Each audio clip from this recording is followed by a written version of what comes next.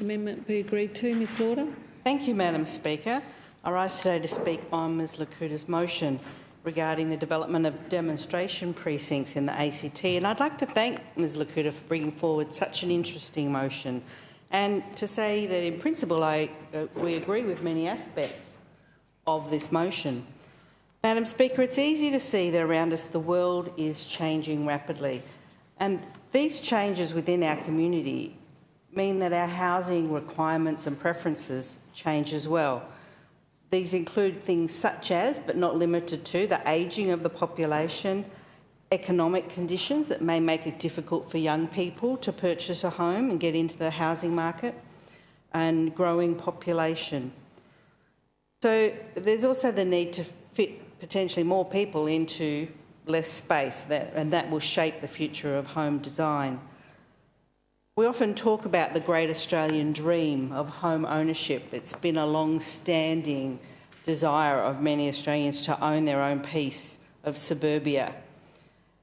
But we're moving away more and more, it would appear, from that dream of a block of land in suburbia with the Hills hoist in the backyard and a barbecue on the back patio, to having, for many people, an apartment in the city with a joint, washer-dryer, and a few restaurants and cafes with good coffee within walking distance.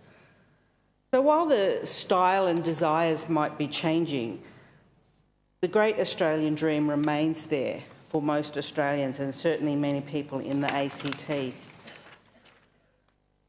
In past generations, some families moved to the ACT with that desire to own their own affordable house. But for the next generation, for my children and my grandchildren, that's becoming increasingly difficult. But by being innovative, by supporting innovation in the housing industry, we can try to make the Australian dream a bit more achievable for people. And that's why we do agree with many of the parts of this motion.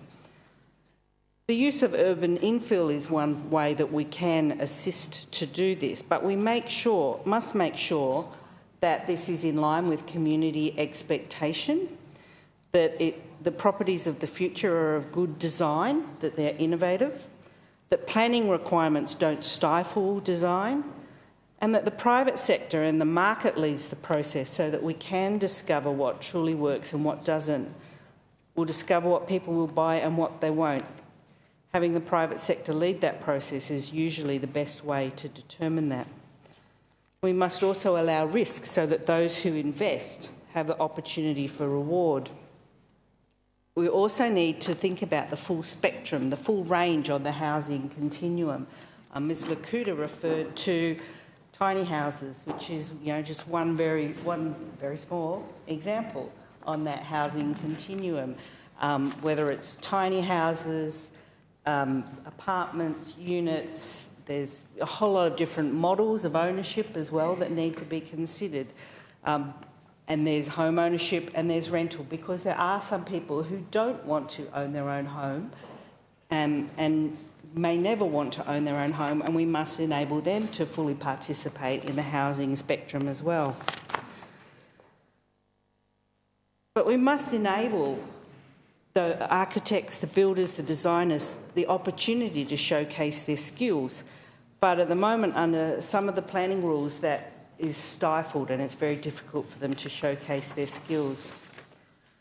One thing that occurred to me in the discussion we've had so far is that whilst we've touched on gin and dairy as one example of a joint partnership that's going well, what we haven't talked about is the CSIRO site at Ginninderra.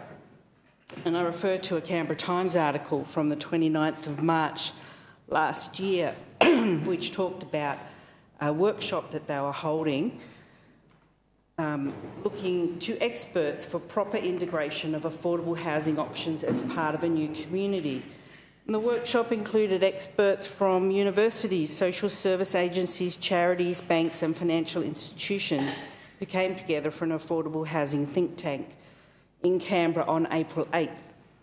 Before, according to this article, the CSIRO were to engage a consortium or joint development partner for redevelopment. And the article also goes on to talk about the elements that they wanted to address in this, I think, 701 hectare 701 hectare area.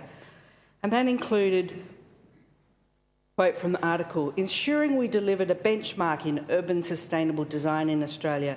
One of the other issues identified as key is addressing affordable housing. So we've invited experts along, both ACT and interstate-based leaders in a range of areas, including architecture and building design, financing, home ownership models, community housing, people and energy efficiency. The article also went on to quote ACT Shelter Executive Officer Travis Gilbert, who welcomed the think tank event and said the CSIRO was committed to incorporating the needs to affordable housing consumers. So for reasons best known to the government, they've chosen not to engage with the CSIRO on the Ginninderra site, at least to date in the public realm. But the CSIRO site would look to be using many experts in sustainable design, etc., and could well address some of the needs that Ms Lakuta's motion has already referred to. So I think what you can see from this discussion today, Madam Speaker, is that we do agree in principle with the motion put forward by Ms Lakuta, but I think the motion includes too much restraint to be practical at this time. The demonstration buildings need to have the fluidity to fully develop and implement innovative designs. And Mr Gentleman's amendment about agreeing to come back to the Assembly later this year, looking at excellence in construction and design and quality, carbon neutral buildings, medium density infill, innovative planning and engagement approaches, innovative housing products and typologies, close partnership with industry bodies, options for public and affordable housing, and reporting back by the last sitting day in November, would we feel meet the needs at this time. But I would note in his amendment, Mr Gentleman does mention calling on the government to engage with the community, and I must confess I'm a little sceptical about exactly how this will be done, because we have been hearing recently about a lot of concerns about consultation and engagement with the community. So I do encourage Mr Gentleman and his government to take that very seriously about engaging with the community. So, mindful of the time, I'd just like to once again thank Ms Lakuta for bringing forward the motion, and to thank other members of her staff for the very constructive way that they've engaged with staff in my office about this motion. Potentially there's some lessons for Minister Gentleman in that, about the way his office could engage with me and my staff in terms of consultation, because that's been a little lacking in my experience recently, a bit hard to get information. Consultation is the key to getting good outcomes for the community. Therefore, we have no hesitation in passing through the amendment from Mr Gentleman to this very interesting motion from Ms Lakuta, and I thank Ms Lakuta for bringing it forward today. Ms Lakuta, in closing, the question is Mr Gentleman's amendment